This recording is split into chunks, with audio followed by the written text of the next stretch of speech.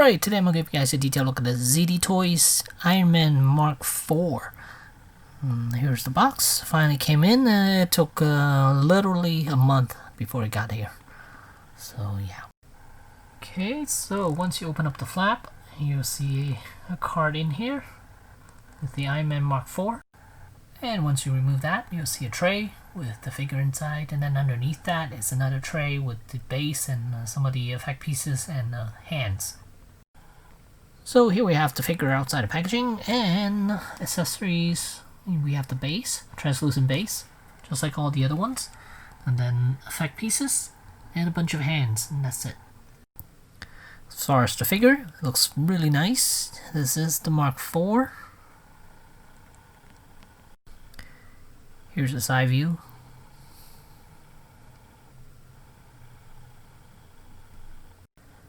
And the back view.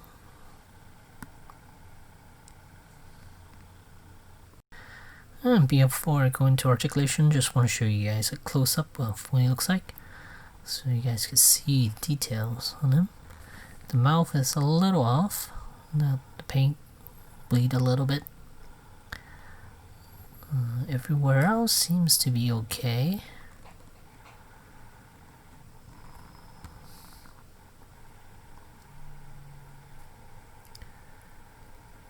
Looks quite nice actually. And one more look.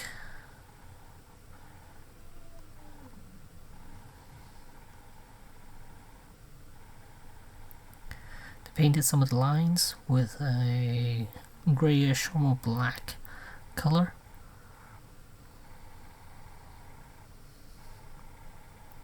And this figure is made out of plastic. It's completely plastic. No die cast pieces whatsoever. Alright, so let's go over articulation. Head is on a ball joint, but it is pretty restricted. I mean, you can look left and right, and as far as up and down, not too much. Let's see, that's about how high up you can look. And looking down a bit more, but looking up is quite limited. And then as for the arms, they do extend out a little bit. Not a whole lot, just a tiny bit. I thought it does extend out. Maybe it doesn't. Maybe it doesn't. I could have sworn they extend out a little bit, but nope, they don't. So, let's zoom in a little bit. Focus a little bit more. And yeah, shoulder pads are on a hinge joint. A tiny hinge joint. Doesn't give you a whole lot of room to work with. And let me see if I can bring the light up front a little bit more. And as for the torso, it can be pushed up a tiny bit. Gives you a little bit better range, but not by a lot, actually. Very little bit range of motion.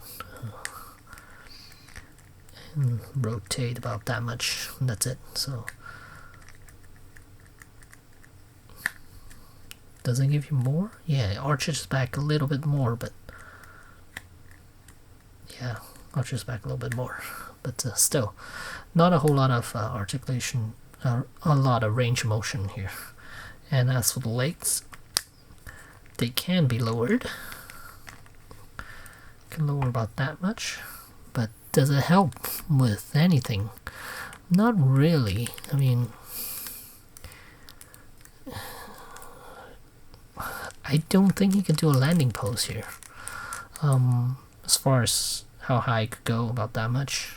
I guess if I mess with it a little bit, maybe I'll mess with it off camera a little bit and show you guys, see what he could do. But as for right now, knee bend a little over 90, and that's it. Then the ankles are on a ball joint, so it can give you pivot, front and back movement. So yeah. But as far as articulation, there is a thigh swivel too, right there. So as far as range of motion, this figure, not the greatest. Okay, as far as the arms, I forgot to show you guys. There is a ball joint attached to the torso. There's also bicep swivel a little bit, and then elbows. Oh my goodness. Okay, as far as the elbow, could bend a little over 90 degrees. They are double jointed, but man, the plastic here, it's quite flimsy, to be honest. I mean, it looks nice. It looks absolutely gorgeous. The paint job is superb, but the plastic, it's quite this time is quite stiff. I don't know if I care to have it that stiff, especially the elbows. They are super stiff, and I worry that I'm gonna force it a little bit and then it's gonna completely shatter on me, because it doesn't feel very sturdy, the plastic. It feels like feels more like a model kit type of plastic, so you gotta be super careful with it. And but I think for me, mainly this figure is just gonna be standing. I don't plan on getting the Hall of Armor either, but it is nice to have a set of the original 7 with paint job that looks absolutely gorgeous here. The paint job is superb. Really good looking paint job, and yeah. And this figure is able to give you a nice repulsor blast pose right here, but not a whole lot more. The shoulder pad does restrict his movement quite a bit, so I have to rotate his arm completely up in order to achieve this pose. There's no swinging his arm outward, because the shoulder pad it's very restricting. Right here I got him in the flight pose, and you can see the blast effects are on him, even the feet, there are 2 of them. And then these flaps can open up, there are 2 of these right here, so that's nice. And yeah, head movement, it needs to be able to go up a little bit further, because right now he's not flying, he's looking down while he's flying.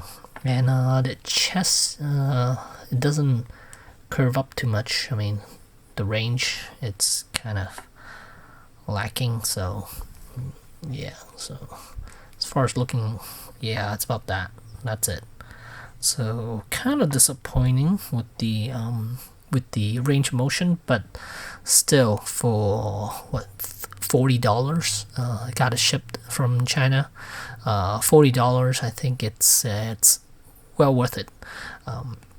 But get ready to wait at least a month before you get it in, because shipping is just super slow, especially around the holidays right now.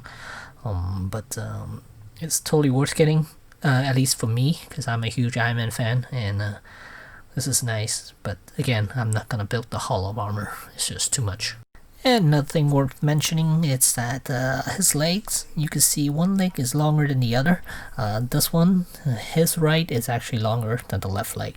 So you can see right now it's straight, and the feet doesn't match. This one is shorter and this one's longer. And there's no extension or anything either. You can see it's all around the hips, they're exactly the same. For some reason this leg is a little shorter than this one. And here are all 3 we have gotten so far. We have the Mark II, Mark III, and the Mark IV. So as far as his height, let's see. He stands about 7, roughly about 7 to 7.25 inches in the height, somewhere around there. So it's not a 1/12 scale. It is a little bit taller than a 1/12. So it will not fit in with your Legends, your SHF, or anything like that. So Mayfax or anything like that. So yeah, it's all its own. But nice. Paint job is really nice. I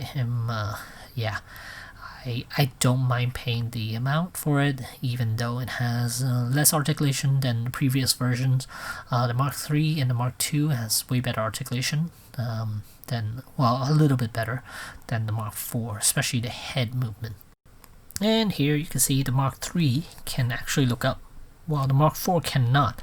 I don't know if it's just stuck or something. I might play around with it a little bit more. Maybe it'll free up and give me a little more range. But as of right now, he's very, very lacking as far as range of motion. So at the end of the day, I still say it's worth getting. It looks nice on display. He can do some poses, not a whole lot. There's no dynamic poses whatsoever with this guy. But at around $40, I'm happy to pay it to get something like this. And I think the next one they'll produce most likely would be Mark 6 because it has the same armor as the Mark 4. It's just a different chest piece and a little bit different paint apps for the overall body. And then I know they're working on Mark 1 right now, and I've seen prototype shots of it, and it looks great. So can't wait for that one. And yeah, so there you go. There's the Mark 4 from ZD Toys. Thanks for watching.